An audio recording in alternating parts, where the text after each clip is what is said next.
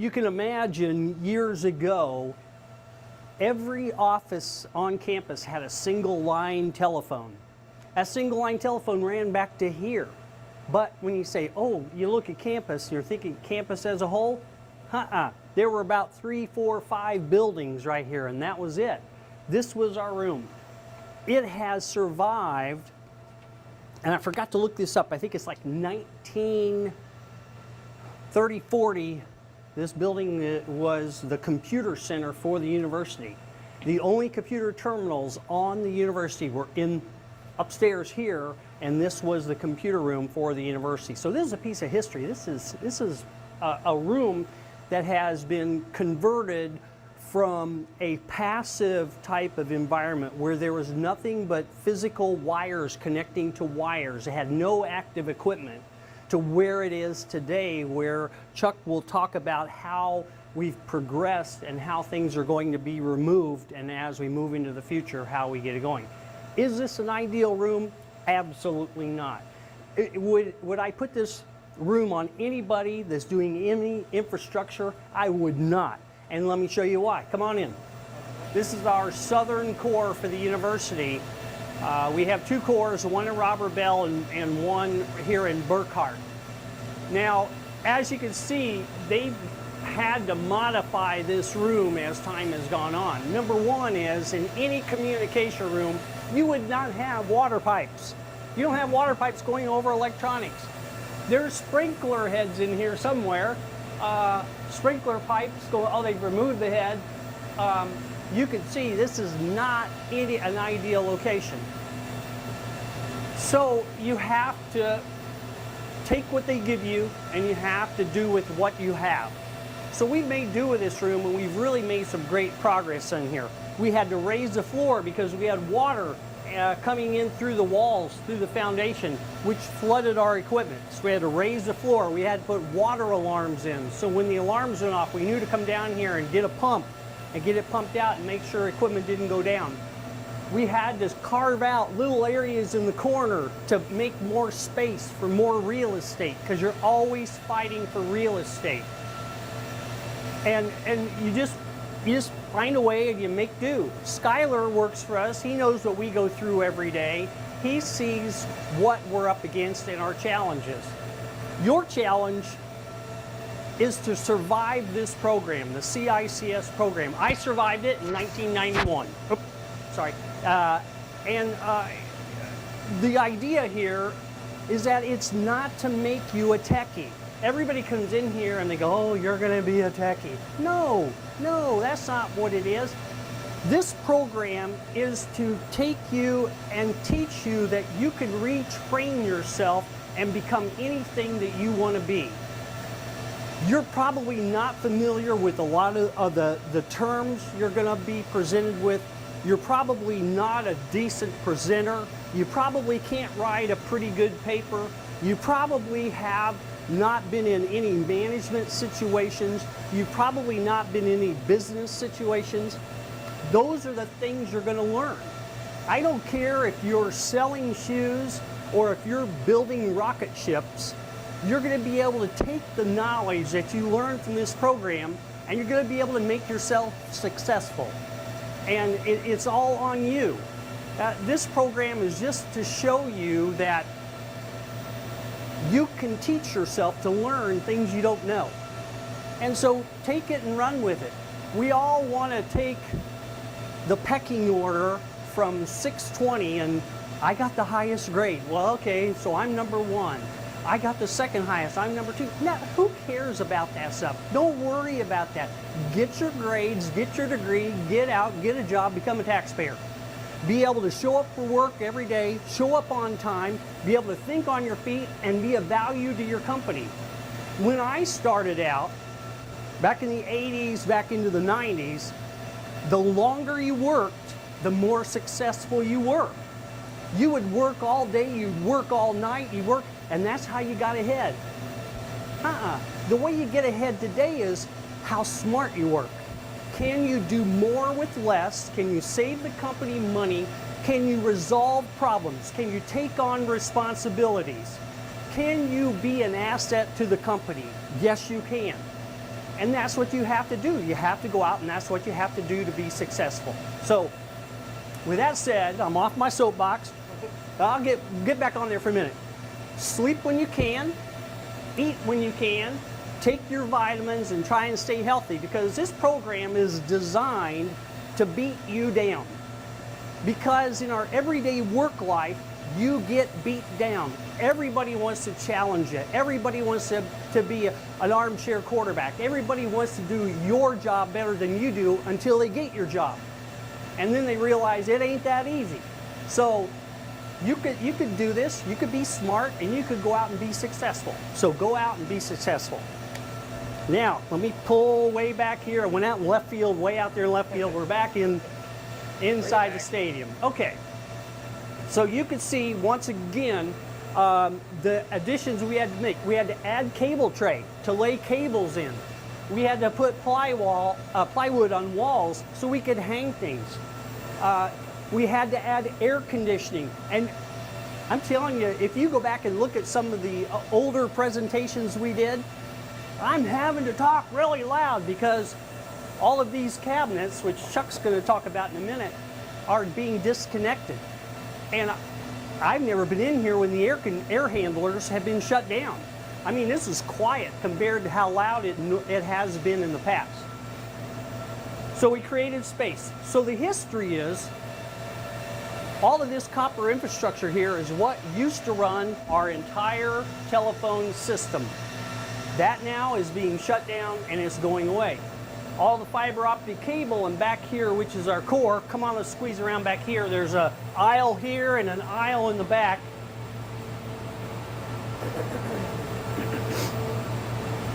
So what we have is, we have a core. This right here is our core.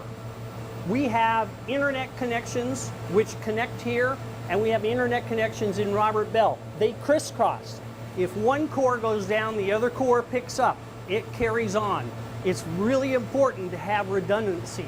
Cover your bases. If you get in charge of something like this, make sure that you are doing things that you can to make your nights and weekends your own. Because when you get into this field, throw away the calendar. Your vacations are tentative because you're in the information field, and when something electronic goes down, you get called in. You get called in the middle of the night and on the weekends and holidays. The more you can put redundancy in, the better off you're going to be. You can see that this was the first fiber that went on campus. I don't know if they still teach in the history class or steels class the Timkoff project. They're teaching environment model campus of the future. Yep. If you want to get any good with steel, Timkoff. That's what brought him here. He's the one that designed all of this. He's the one that designed the asynchronous network at that time. And he's the one that got the switches in here at that time for us to do this. Now, steel taught me two things, and I've never forgotten these two things. One, utilize your resources. I don't care if it's people, places, or things, utilize your resources. Why reinvent the wheel? Why come in and say, you've already done this once, I'm going to do my own? Collaborate. That's what it's all about. Number two is provide customer service, or somebody else will provide customer service for you, and they'll be getting the money from the customer service you're not providing. Everybody's important. Treat your clients and your customers with respect. Make sure that they respect you, and it's a beautiful relationship. They will continue to pay you, and you'll continue to have a job. So you can see that this is the fiber optic field, the multi-mode fiber optic field that came in. Then we grew into the yellow. The orange cable is a multi-mode. It has a 850-foot range without an extender at 100 meg. Well, then we moved into single mode fiber, which could go 2 kilometers, and you can see why it came in. You're going to learn about multi-mode fiber and its fraction and refraction and how it goes. The light goes down through light on, light off. It's It's really not rocket science. When you think about it, an electronic signal is voltage, no voltage. Voltage, no voltage. Making ones, making zeros. Making ones, making zeros. Fiber optic cable, light on, light off. Making ones, making zeros. And those strings, which are called bits, bytes, and then you have datagrams, are all strung together, and the devices on the end say, oh, I know what 10001111100 means. That means the letter A on the screen, and it paints the letter A. So it's really a mode of how they change light and electronics into useful information. The OSI 7-layer model. I live in the bottom 3 layers. Physical data link network. Anything above that, you know, setup of the session, connection-oriented, connectionless, setup, teardown. You know, you get the signal to there, that's another group. I just am there to get the signal to you and let the systems do what they will. You can see this is, I took over this job in 2012 of the infrastructure. I take care, my title is I'm Unified Communications Assistant Director Admin. And I'm in charge of, I take care of overseeing the installation of every cable on campus. Any copper, any fiber, electronic classrooms, projectors, any of that, that's what I oversee. I have to hire contractors because I'm the only one. I hire contractors to come in and do that work. Chase them around, make sure they're doing their job. Well, you can see that this was iteration 1, 2, and this is what I do, 3. You can see it's a lot prettier. We're getting this, every year it gets a little better. We have different connectors. We use a different layout and scheme. I just installed a 144 strand fiber, one piece, from Robert Bell to the football stadium. Those contractors went halfway out, put this fiber in and pulled it halfway out, unspooled it on the ground. You got to figure 8 it so it doesn't break the glass inside of there, and started pushing it through. They would push it through so far, pull it all the way through, coil it on the ground. That is 8,900 feet of fiber that they put in one piece. The reason being is we didn't want to dig a hole, and we didn't want to put a vault where somebody had to crawl inside of there and splice the fiber. It took a little bit more time, but it was cheaper. And when you have one piece of fiber, you only have to find 2 ends for failure. You don't have to start checking the middle. So you'll learn all these kind of things when you go out and get your job. Some people will go into this field. Some people will go into sales. Some people will go into technical support, system engineers, all of that. So you can see this room here is you have to concern yourself with over time, and we're getting to the point where, you know, the moisture coming in is something we have to concern ourselves with. Every time they drill a hole through the wall, you have to be concerned with that. We got other people that are coming in here. But as everything migrates to the network, and I mean everything, right now, it was just desktop computers. Now we got voice over IP coming into the network. Next is going to be LED lighting coming into the network, which is controlled. Next thing is going to be environmental, heating and air conditioning, which is going to figure out if people are in the room. Light switches are going to figure out if you're in the room. It's all migrating to the one wire, everything. You can see that we've had to add more power. You can see that we have things that people don't concern themselves with, which are, we consider vampires. They're sucking electricity from the power outlets and doing nothing. I mean, we have that. You do that at home. You plug in all your phone chargers, even though they're AC to DC converters, you leave them plugged in, they're still taking electricity out of that power outlet, producing DC electricity, doing nothing.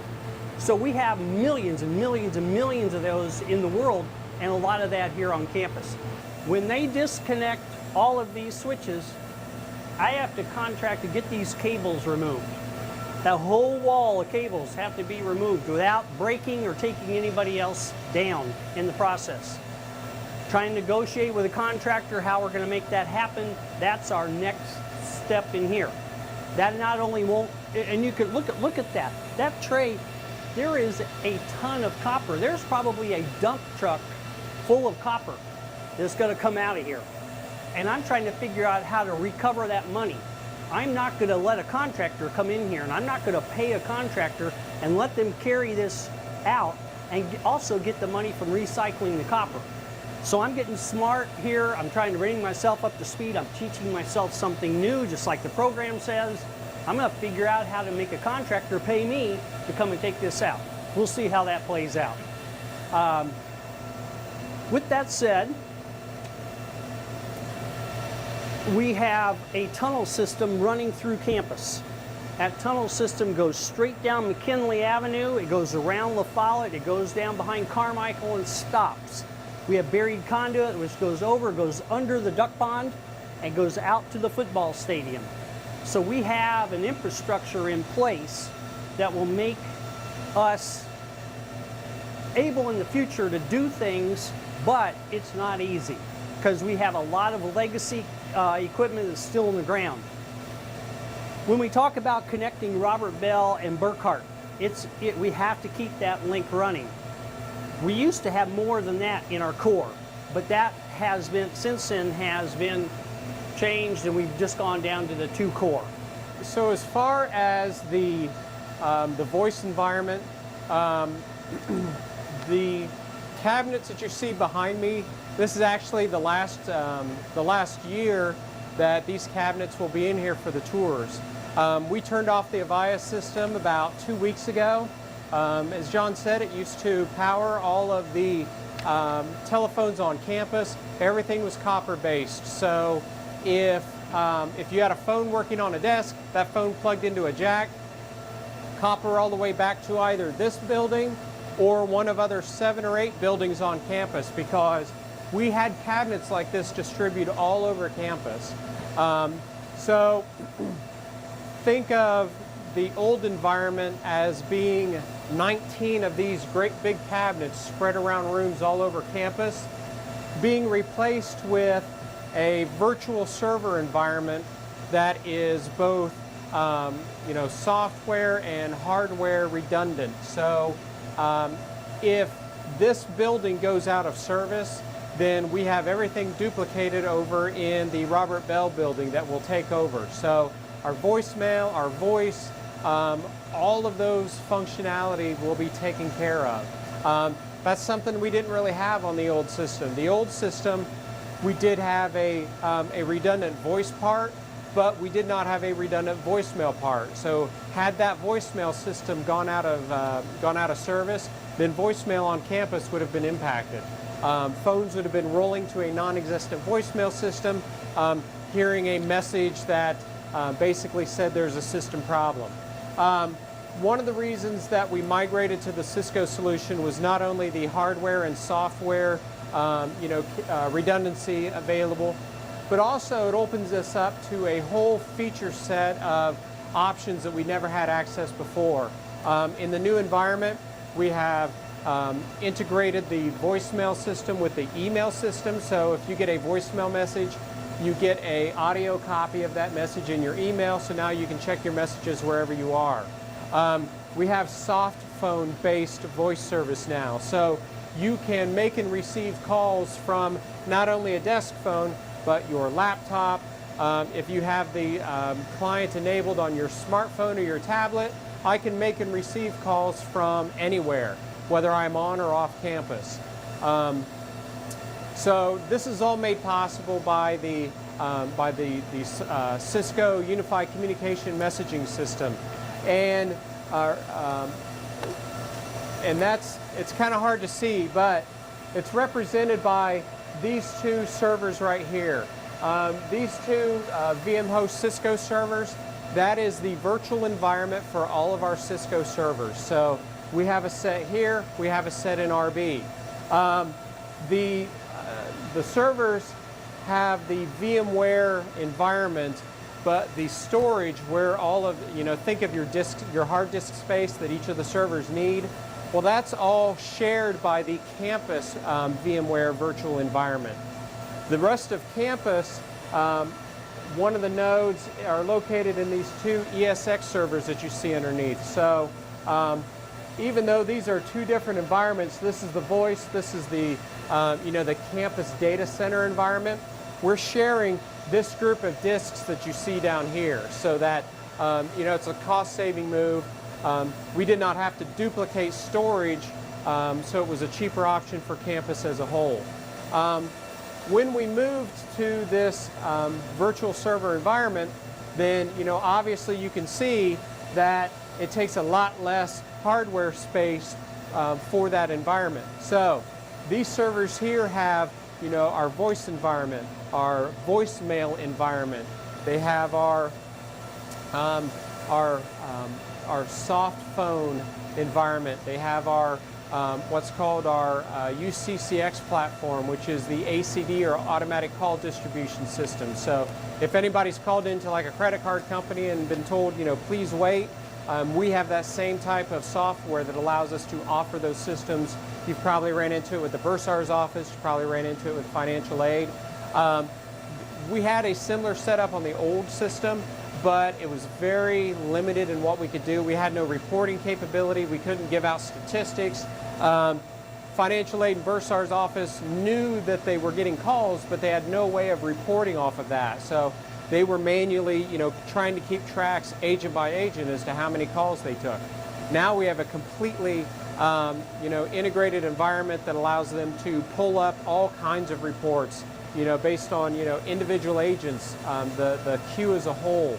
So one of the things that was kind of a driving force behind this, besides not, getting rid of this old technology, but we did, in the RFP process, or the request for proposal process, if you haven't learned about that, I'm sure you'll learn about it here in the future, but where we went out and asked vendors for how much this was going to cost, what we found was that it was cheaper to maintain this environment year to year than it was to maintain this old environment.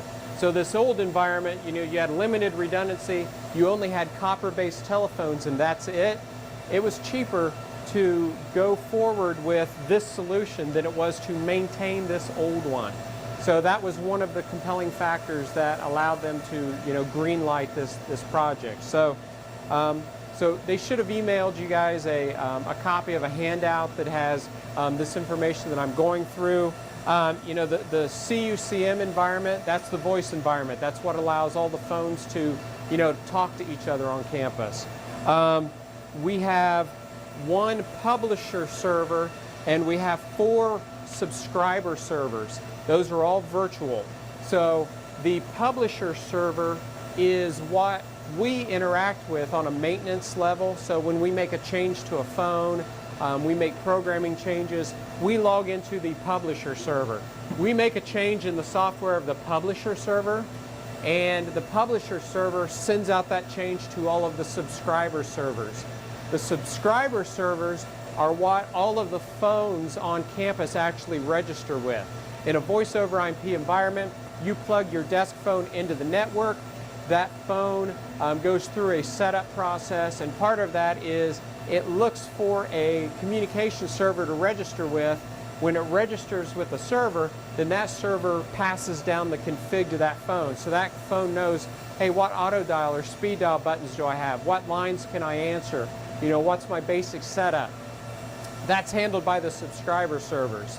So we have the environment set up so that if we lose all of these subscriber servers in one area, then the other subscriber servers have enough capacity in this area to take over. So basically what you would see if all of RB went down, all the phones registered with the subscriber servers in RB would cycle through for a moment as they changed from registration to that end of campus to registration to this end of campus. If you were not actively on a telephone call, you wouldn't notice If you're on a telephone call, then you would just hear a pause for a moment while it registers with this other device. One of the other advantages of this voice over IP environment is that if you have a phone that needs to move to any other area on campus, you just take that phone, unplug it, plug it into a network connection, and then it will register with the server, and then that extension number has followed. So it eliminates the old days of every move on campus had to come through our office. We had to send out a technician. We had to move these copper connections from the old place to the new place. That's all gone. Now people can just move wherever they want. So the departments like that because it gives them more flexibility when they have people moving. We also have what's called the Cisco Unity Connection System, or the CUC environment. That's your voicemail system. So we have one voicemail server. We have two servers, one in RB, one here, and it's in an active-passive type of situation. So one server is always active, one is passive. If the active goes out of service, then the passive immediately takes over. So again, there's that hardware and software redundancy that we have. Your soft phones and your instant messaging and presence, all that stuff that we can give departments. Soft phones is the ability to make and receive calls from any device. Instant messaging, you're all familiar with what instant messaging is.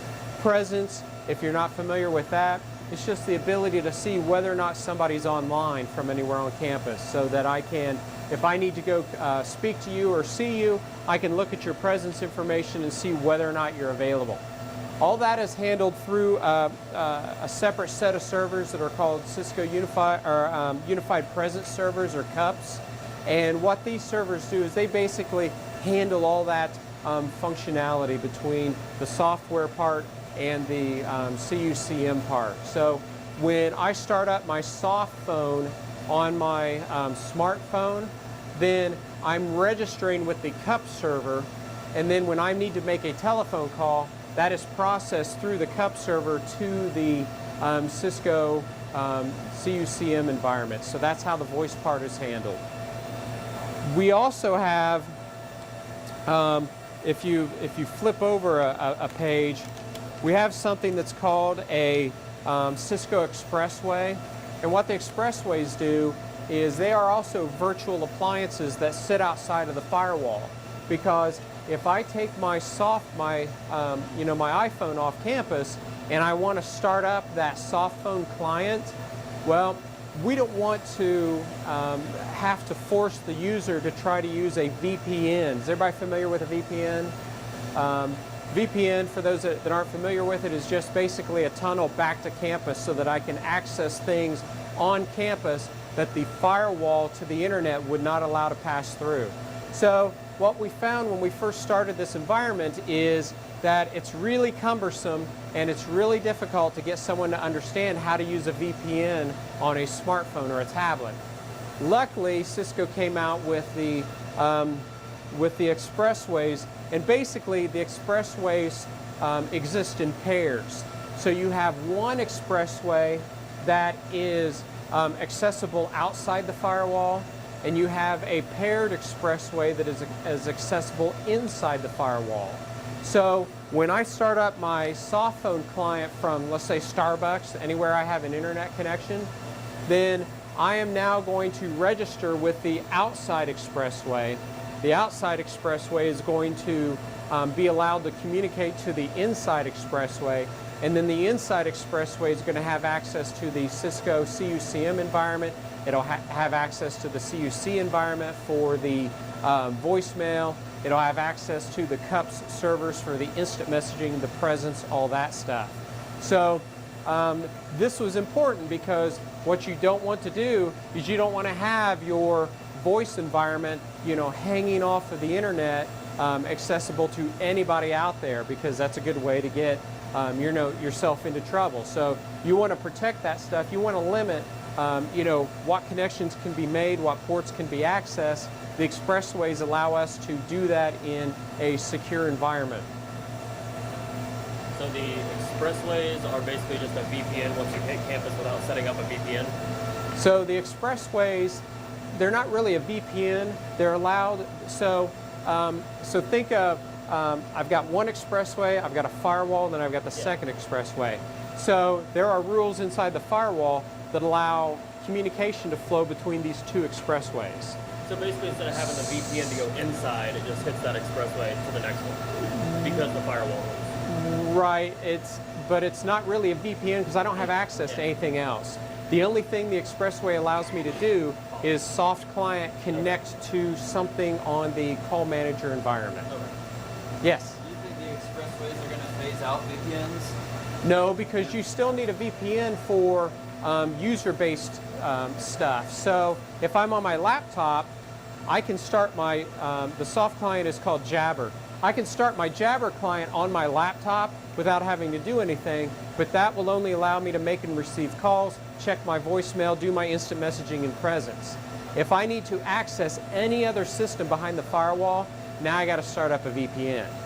So it's essentially there to facilitate the voice communication in an easy way, especially from a smartphone or a tablet, because it's kind of clunky to start up a VPN from that. So the expressways, you know, hopefully will always stay in that environment because it makes things a lot easier for us on an administrative level.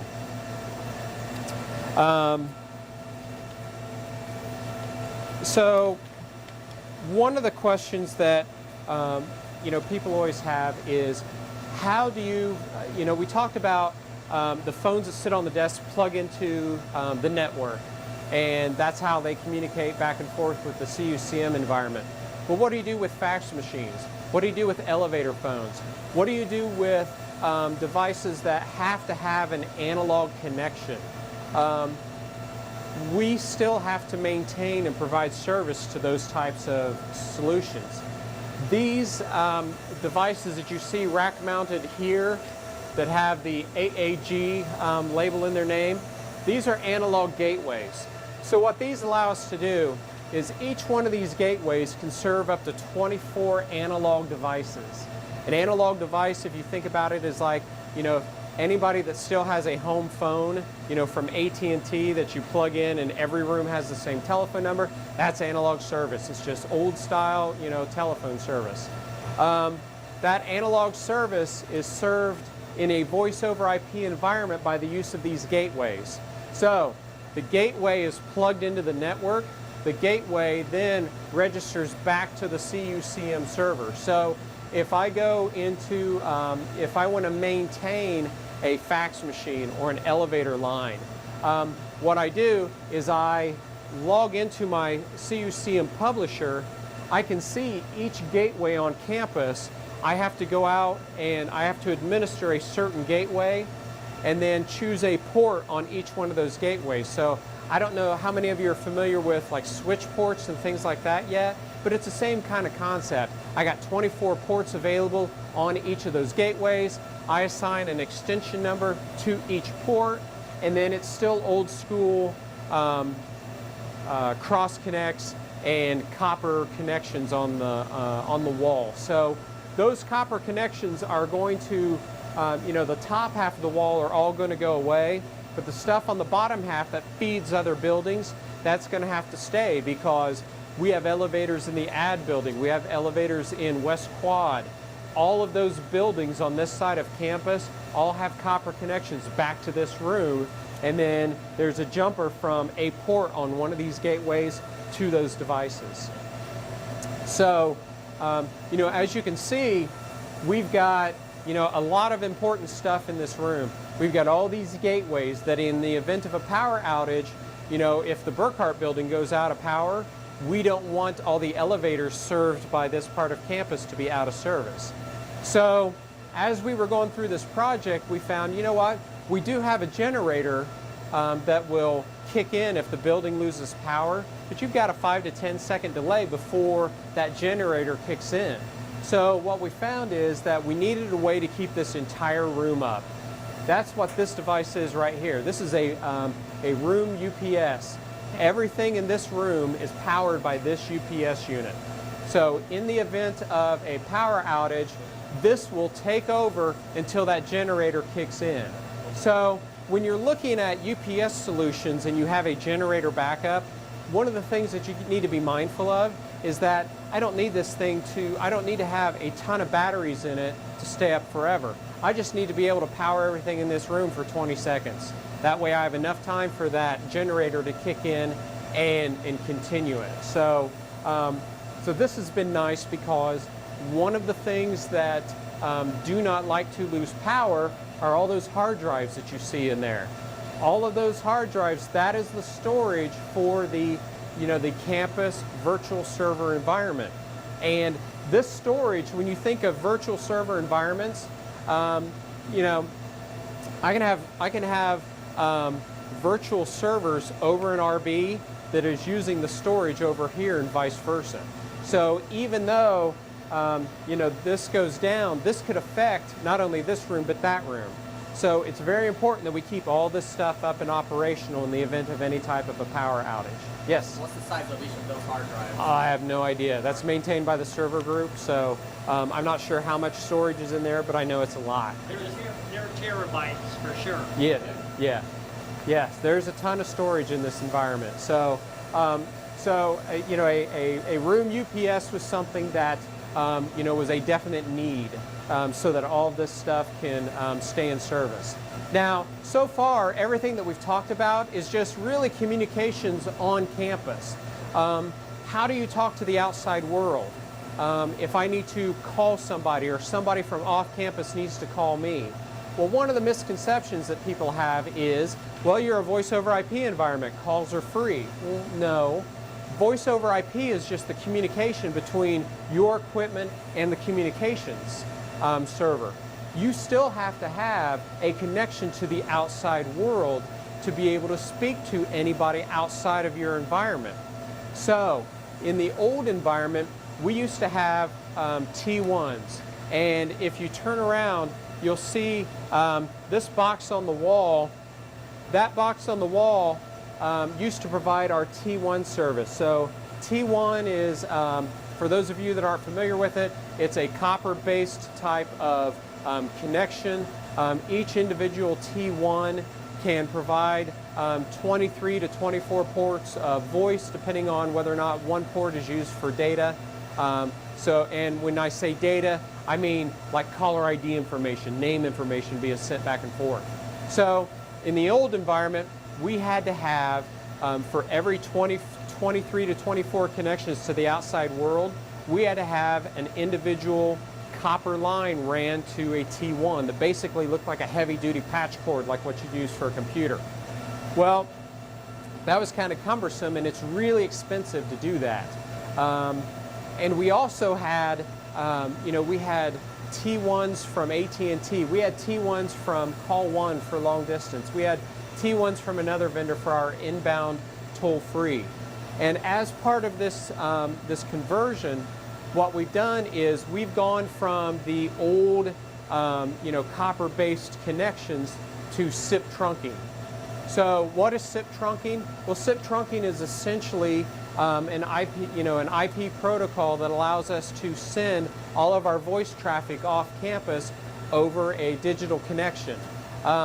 So what we found as we were going through this process is that for what we used to pay AT&T for our T1 lines that just provided local in and out service, we could convert to a SIP environment. We could double the amount of outbound calls we could make. We could get free long distance, and we could bundle in our connection to the internet for less than what we were paying for just those 8 voice T1s that we had coming in. And not only was it cheaper, but we also were able to go from a 1 gigabit connection to AT&T for internet to a 4.5 gigabyte internet connection. Cheaper, all of that was cheaper than what we were paying for just 8 voice T1s.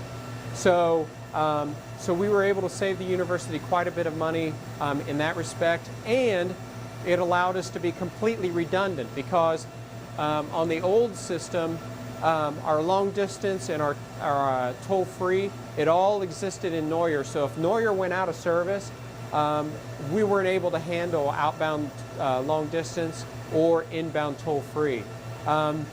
With the AT&T contract, we now have a path coming into Burkhart. We have a separate path coming into RB. So if you look at this equipment here, this is AT&T's equipment. This is AT&T's equipment. So essentially, they now, instead of having those wired connections that I talked about that look like big fat patch cords running all the way across the room and plugging into these cabinets, we now have a single fiber connection front to AT&T. This is their integration device, and then this is their equipment, and then this device plugs into their equipment. Their equipment then plugs into our network. So in the event of a problem, we can test from here and say, all right, it's not working at this point. And that's something that we had to pay extra for, because what AT&T normally would provide would be just a fiber connection that you would plug into your data system, which is nice, but in the event of a problem with voice communications, it's a lot harder to troubleshoot because our equipment is here, their equipment is downtown, and you get into finger pointing back and forth. AT&T says it's your network, you say it's their network. Now we've got a physical piece of hardware right here that we could plug into and say, you know what, I can't see any of your stuff from here. So I know it's on your end because I've completely removed my equipment from the equation. Again, we had to pay a little bit extra to get this, but in the event of a service outage or an interruption, this allows us to do that. So we have, when you go into a SIP environment, SIP talks about how many concurrent calls do you want. And you think of concurrent calls as how many people can speak to the outside world. In our environment, we have 125 concurrent calls here. We have 125 concurrent calls to RB. SIP allows you to flexibly change that as well. So our goal is that in the summer months when faculty are gone, we don't have as much voice traffic on campus, that we would be able to turn that number down from 125 to each spot to maybe 90. Because you have to pay for every concurrent call that you have the capability of. So moving to SIP trunking gave us that flexibility, whereas when you have T1s, they're in place, you're usually locked into a long-term contract, you can't adjust up and down. If you find yourself without enough capacity in a T1 environment, then you're kind of out of luck in those instances where you need to increase, because it could typically take up to 3 months to get a new T1 put into place. So the SIP environment is not only cheaper, but it gives the university a lot more flexibility in what we do. So the VoIP environment is handled by these VG224 analog gateways. The equipment that serves as our gateway for the SIP trunking is this Cisco Cube that is mounted over here. And Cube, C-U-B-E, the Cisco Cube. And what a cube essentially is it's kind of like a SIP gateway that handles the communication between our environment and AT&T's environment. Basically, AT&T has an IP address for their SIP environment. We have an IP address for our environment, and we tell both environments to accept communications between the two. It's think of it as an added layer of protection, because if somebody gains access to your network and is able to access your voice communications equipment, theoretically, they could inject SIP calls into your environment, and your system would process that. By using the cube, The cube acts as a session border controller, which essentially says I'm allowed to communicate with that far end and only that far end. If we brought online more environments, say we set up an agreement with IU to freely talk back and forth between their system and ours, then we would put, the IP address of their equipment into our end. They would put the IP address of our equipment into their end, and then that would allow communication to flow back and forth between those two environments. So it's a kind of like a security type of thing. We don't accept information from just anyone. Only people that we've put into the gateways as having those types of rights and authorizations. On the handout that we sent, there is a section talking about unified communications. There's also an area that talks about the NOC page. If you go to bsu.edu/NOC or NOC, this is just an external facing page that our office developed that gives all kinds of statistics and information for the university. So I know that there's a lot of, there are times when you might have projects where you need to, you might need to know, well, how much traffic does an environment use? What does an environment of this size usually use for, internet traffic or specific types of traffic like Netflix or things like that? Well, we've made all that available through the NOC page, so you can't make any changes, but you can dig down and see a lot of information about a lot of stuff. So it's a resource that you can use for, writing your papers and things like that. And then I just wanted to kind of finish up with a couple of additional non-Cisco types of devices that we have. And one is the Informacast system. Informacast is a virtual-based server. It also exists in an active-passive pair. And Informacast allows us to send out emergency alerts to all of the telephones on campus, as well as all of the red call boxes that you've seen in the classrooms. And essentially, what this does is it integrates with the campus RAVE system. And RAVE is a solution that the university police has. It is set up whenever they send out an alert. They have one window that they type this into. They send it out to, email, to your text messages that you receive. And it's also integrated with our Informacast system. The Informacast system will take that text and it will present it on the screen of all the voice over IP phones that we have on campus. And then we'll also take that text, convert it to voice, and play it across the speakers of all the phones on campus. So in the event of an emergency, campus police, shooter on campus, they send out one message, and then that's broadcast visually on the phones as well as audibly through all of those speakers and all of the telephones on campus. So that was another push for this new environment, is a better way of informing the students and the faculty on campus in the event of an emergency. We also have a solution called Red Sky. Red Sky is also virtual based, and what Red Sky does is it provides E911 information to campus police. So Red Sky knows the location of every data switch port on campus.